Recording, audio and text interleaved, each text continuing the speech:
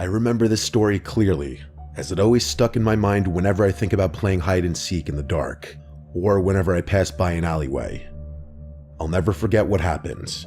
It was in the fall, the start of October, and me and my 3 siblings went to visit my mom at her apartment. I have a sister, I'll call her Jess, and my 2 brothers, I'll call them Mike and Eli. My parents got into a divorce 2 years before that, and we barely saw my mother. So this was a way for our dad to be a good parent and allow us to visit, even though he wasn't required to. My mom's apartment was in the sketchy part of town. A lot of buildings around the apartments, but it always felt so empty, even with it being so crowded. My mom's apartment was next to an alleyway, which was also considered an entrance over to the apartment complex itself. That's what I mean when I say it was in a sketchy area. If you were to search around for it, you probably wouldn't even be able to find it, unless you were to go driving down a long dark alleyway. My mom's apartment was on the 2nd story, and my siblings and I were always excited whenever we had the chance to visit her. I loved my mom. She was small and cozy. Her apartment too was also very comfortable. It reminded me of my grandma's place, with soft furniture, unnecessary decor laying around. Another great thing about her apartment is her neighbors. A while back when we visited, we made friends with the neighbors downstairs, a boy and a girl, who I'll call Zach and Chi-Chi. Zach and I played a lot in the parking lot area of the apartment complex, next to the alleyway. Typical games like cops and robbers, tag, and kickball. But this day in particular, we decided since it was October, near Halloween, we should play hide and seek. He came up with the idea of playing it outside at night. My siblings of course wanted to join, and we all decided that at 9 o'clock, we'd all leave our rooms and go play. Since it was October, night came by pretty fast, and so did the dark, which resulted in pretty spooky lighting that we wanted to have. It was me, Zach, Chi-Chi, my sister, and my 2 brothers all playing. So once it hit 9 o'clock, we all did exactly as planned and left our rooms and joined each other outside. It was quite dark around the corners of the building, but the tall lampposts lit the parking lot with its orange rusty color. Whenever we play a game involving a tagger or seeker, we did that little game of bubblegum in a dish. So tonight we did just that, and we did it until Zach became the seeker. Everyone ran off into their little hiding spots, not too far off the complex boundaries, but not only limited to the parking lot itself. I remember I ran with my sister Jess, who I always stuck along with because she was the oldest.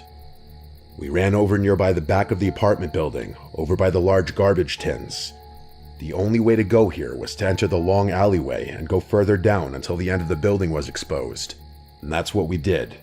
We figured that they wouldn't go all the way over here, so it was the perfect spot. As Zach yelled ready or not, the game began. At first, it was exciting, but the excitement quickly went away once we actually started to just wait for him to find us.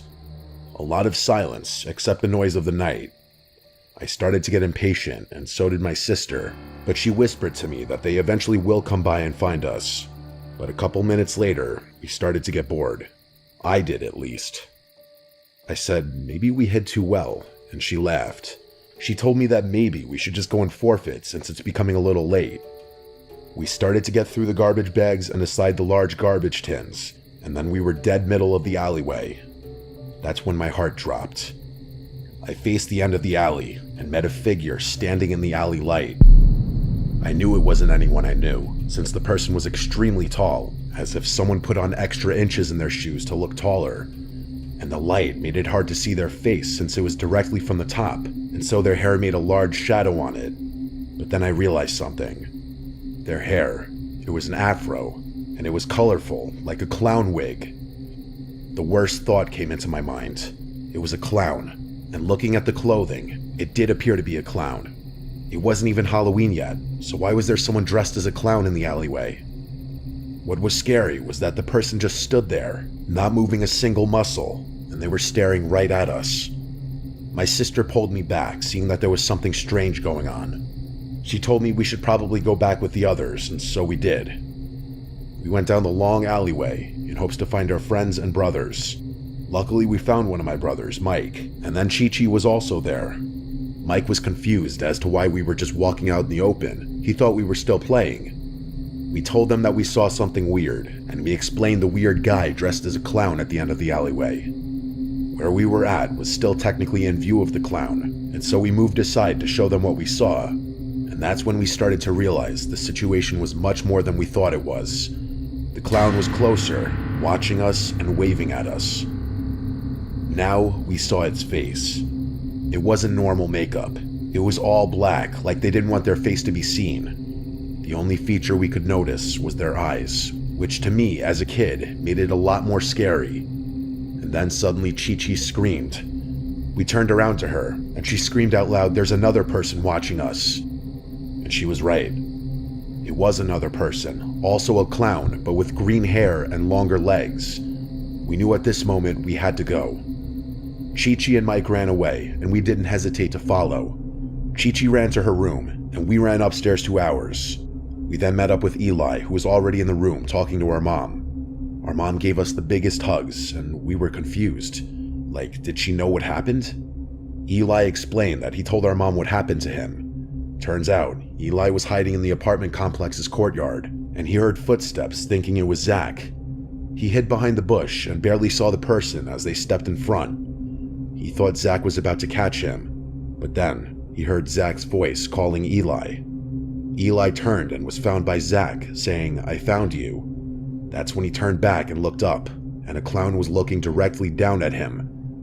Eli ran away with Zach, and they both went to his apartment to tell his parents what happened. We explained what happened to us, and our mom was happy that we were all okay. I wished it ended there, but it didn't. Later that night, everyone was asleep, but I got thirsty. In the middle of the night, I went to get a bottle of water from the fridge, and I heard noise coming from outside the window, and looking back now as an adult, it was very stupid of me, but I went to the noise.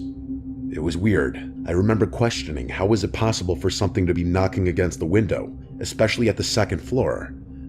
This part is what really scared the living shit out of me. When I lifted up the blinds, I came face to face with the clown. The same exact clown my sister and I saw.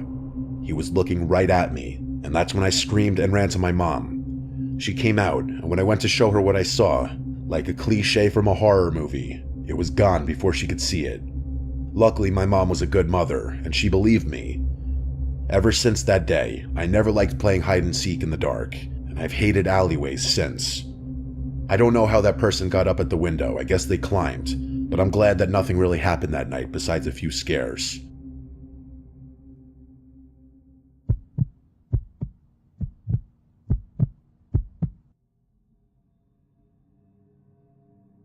The story I'm about to tell you happened to me when I was 11. I was in 6th grade.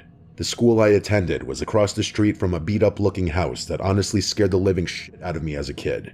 It just looked old and disgusting, and I couldn't understand why if someone was living there, why were they okay with how the outside of their house looked? Whenever me and my friends passed by that house on our way home from school, they'd make fun of it. I would scold them and say that the owner of the house wouldn't be too happy to see a couple of middle schoolers making fun of a place where they lived. Of course, my friends made fun of me for being scared of a reaction. I was a pretty big scaredy cat as a kid, seemingly afraid of an adult's angry reaction all the time, so they were not wrong. Passing that house was okay at first, but once October came and my friends were staying after school for the programs they did, things started going downhill from there. It started in the second week of October, my first time walking home from school alone in a while. As per usual, I walked by that creepy house, but this time, something was off and different. As I passed, I noticed someone from the house window was standing still, seemingly staring directly at me as I walked by. I was freaked out by that, of course, but nothing happened besides that, so I brushed it off. But it kept happening as the days went by with me walking home from school, with that same person watching me from their window.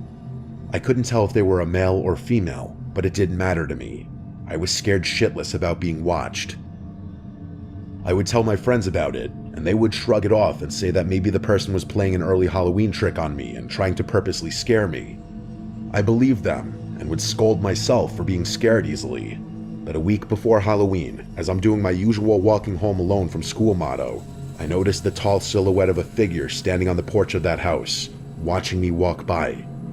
I was scared, but I tried to be calm and brave and walked past the house. that's when things took a bad turn. As I walk by, the figure suddenly flies down the steps and starts to chase me. I scream at the top of my lungs and put some pep in my step and start to run. It seemed like I wasn't running fast enough. Whoever was chasing me was gaining on me.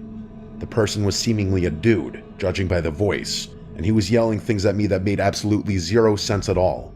I knew I had to hide somewhere, and quick. So I ducked into an alleyway and hid behind a dumpster that smelled horrible, trying not to make any sudden noise that would help this crazy person find me and potentially hurt me. I could hear his footsteps stop by the alleyway, and I could also hear him mumbling words to himself as he walked closer to the dumpster I was crouching behind. My heart was leaping out of my chest, and I was praying that he wouldn't peek behind the dumpster and find me.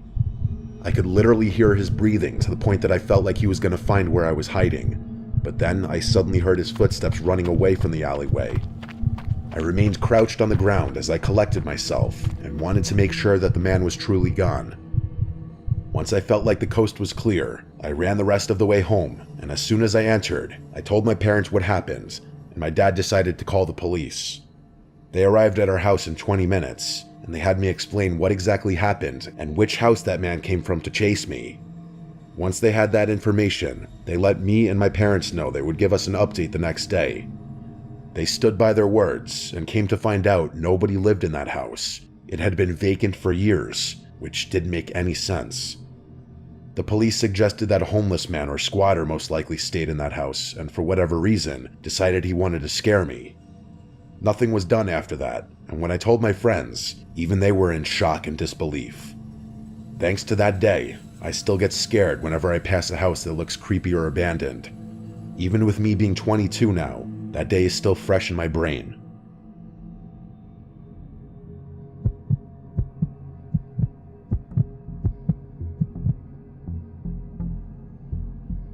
I come from a rural area in Poland.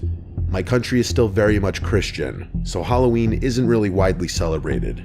Many older people perceive it as satanic. Still, nowadays, many decorate their porches with stacked pumpkins. Some surprisingly made into jack-o'-lanterns, even in the countryside. At that time, I had a habit of taking my dog Susie for a walk each evening. It was mostly because Susie is rather on the larger side, and going out with her during the day was literally a nightmare. She used to hate kids and cyclists, so she would bark all the time and try to bite them. In the fall, it gets dark here pretty quickly, so 8 p.m. seems practically like the middle of the night. You can't see where you're going if there's no lanterns or streetlights. That day, it was dark already, and so I went out with my dog. There's a small road that I really like going on. It leads from the village supermarket that's quite close to my house to a church. It's not very long. It takes you maybe 10 minutes on foot. On one side of the road there's a forest, and on the other side, a large horse stud. It's pretty obvious that at night the path was practically empty, and you rarely met anyone there. I used to love the autumn vibes. Cold breeze, crunching leaves under your feet, and the feeling of solitude were perfectly nostalgic. I was walking like that, lost in my thoughts. I was approaching the end of the road, where the forest met an old stable which belonged to the local parish priest. As far as I know, it fell out of use many years ago, before I was even born. At that point, I was jolted out of my thoughts by Susie, who suddenly started barking like crazy. I looked around, trying to see if maybe a cyclist or another dog was approaching, but then I realized she was only focused on the stable and the trees. I should mention it was very hard to see anything beyond the tree line, as the streetlights were very dim and old in that place. My dog was acting as if she had literally gone mad, barking, growling, pulling hard on the leash. It wasn't typical of her, even when a bike went right by. I looked into the trees, trying to see what caused her to act so unhinged, and then I saw it. Maybe 10 to 20 meters away, right behind the priest's stable, I could see the silhouette of a man. At first, I couldn't comprehend what I was seeing. I thought it must have been a bush. But the closer I looked, I realized it was definitely a person. Judging by the way his clothes reflected the moonlight, he must have been wearing all white. He was kneeling with his back straight, not really hiding, but not exactly in plain sight either. This gave me chills. I realized he was wearing some kind of white robe. He wasn't moving at all, just looking in my direction. I pulled hard on the leash, trying to get Susie to move, but she was stubborn. I told myself there was no way I was staying there a second longer, so I grabbed her by the harness and took off rather quickly. I didn't want to run because I was still unsure if the man realized that I had seen him. Thankfully, the church was only a minute away, and I saw some people standing by it. For a moment, I contemplated telling them about the person, but what would I exactly say? That there was somebody sitting near the bushes? The rest of my way home had to be the most nerve-wracking walk of my life. Every couple of steps, I looked back to make sure no one was following me. Even my dog wasn't sniffing around anymore. She was just walking quickly straight ahead. I did get home without any further problems, but I wish I could say it was the end of my story. That night, I was woken up to multiple sirens wailing. They went off for a good half hour. The next morning, I saw in the local news that somebody had set the priest's stable on fire. People were saying that it was probably some drunk teenagers trying to play a prank and pull stupid tricks, but I knew damn well I hadn't seen giggling teenage boys the previous evening. The person I saw looked disturbingly calm, as if they were waiting for something. There could possibly have been more people hiding in the shed, but if so, I'm happy I didn't actually see them, or I might have had a panic attack. I really don't want to be the one contributing to the propaganda that Halloween is a satanic festival, but what I saw that night was really disturbing. A person wearing white robes, silently kneeling, just out of the reach of the streetlights. What bothers me most is that between the time I saw him and the time of the fire, at least 5 or 6 hours passed. Like, were they kneeling there the whole time? What on earth were they doing there for most of the night? However, I do feel very relieved that he didn't decide to follow or even acknowledge me that night, and that Susie didn't pull me even closer to him. If that person, or rather those people, were willing to set the whole building on fire, I don't want to know what else they were capable of doing.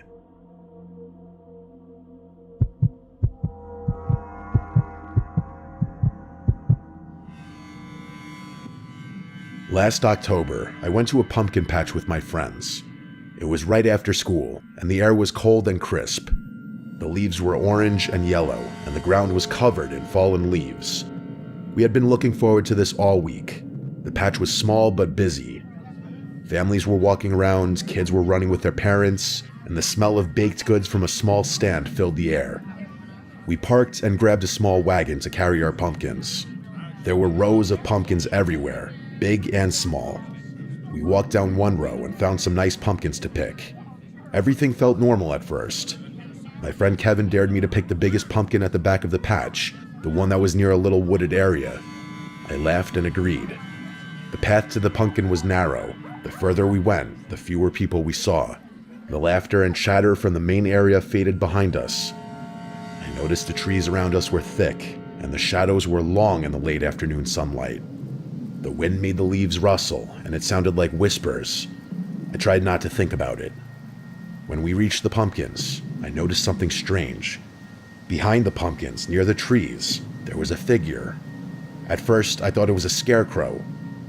It was standing very still with a hat on, and its arms were out like a cross. But then I realized it was too thin to be a scarecrow, and the hat moved slightly, like someone breathing under it. "Do you guys see that?" I whispered. Kevin turned and looked, but he shrugged. "Probably just a decoration," he said. I wasn't sure. I had a bad feeling in my stomach. I picked up the pumpkin quickly, trying not to stare. The figure didn't move from beyond the tree. It just stayed there. We started walking back to the main area, but I kept glancing over my shoulder. The figure seemed closer. I couldn't tell if it was moving or if my eyes were playing tricks on me. Kevin noticed I was acting weird. "Stop looking back," he said, laughing. I didn't want to. Something about it made my skin crawl. When we reached the edge of the pumpkin rows, I turned to get one last look. The figure was gone. I felt a small sense of relief, thinking maybe it was just a person walking behind the trees or someone's costume. We headed toward the stand to pay for our pumpkins. The path was slightly darker now. The sun was almost gone, and the shadows were thick. As we passed the wooded area again, I heard a crack. It sounded like a branch snapping. Kevin didn't hear it. I stopped and said, "Did you hear that?" Kevin shook his head. I turned slowly, and my heart stopped. The figure was there again, about 10 feet behind us. No arms out this time, it was just standing. Kevin noticed I stopped moving and asked what's wrong. I tried to speak, but my throat felt dry. The figure started to tilt its head like it was studying us. Then, seemingly without moving its legs, it started to move forward. It didn't even look like it was walking normally. It looked more like it was gliding, almost floating over the leaves. I grabbed Kevin's arm and we ran toward the stand. Our pumpkins bounced in the wagon as we ran. I could hear leaves crunching behind us, faster than they should have if it was just walking. When we reached the main area, people were still there, laughing and eating. I looked back, and the figure stopped at the edge of the pumpkin rows. It just stopped and watched. We paid for our pumpkins and got in the car as fast as we could. I didn't look back again. On the drive home, I told Kevin to promise me he didn't see anyone like that. He said he didn't, that he only saw the pumpkins and the trees, but I knew I hadn't imagined it. That night, I couldn't sleep. I kept thinking about that damn figure standing there. I couldn't stop thinking about the way it moved, the way it looked like it glided. I tried to convince myself it was a Halloween prank, but it didn't feel like a joke. That was a family-friendly pumpkin patch, and that would be way too scary for little kids. A few days later, I read online that someone had reported seeing a strange person in a costume at the same pumpkin patch. They said it was late afternoon near the trees, and the person didn't speak or move like a normal person. The story didn't give names or faces, just the report. I haven't gone back to that patch since. Every October when the leaves start falling and the air gets cold, I remember that figure. I remember the way it moved. And I remember thinking, if it had wanted to, it could have followed us all the way to the car. I still don't fully have an explanation for it. I tell this story to friends, but most think I'm exaggerating. I'm not, and I could still picture it standing behind those trees, watching us.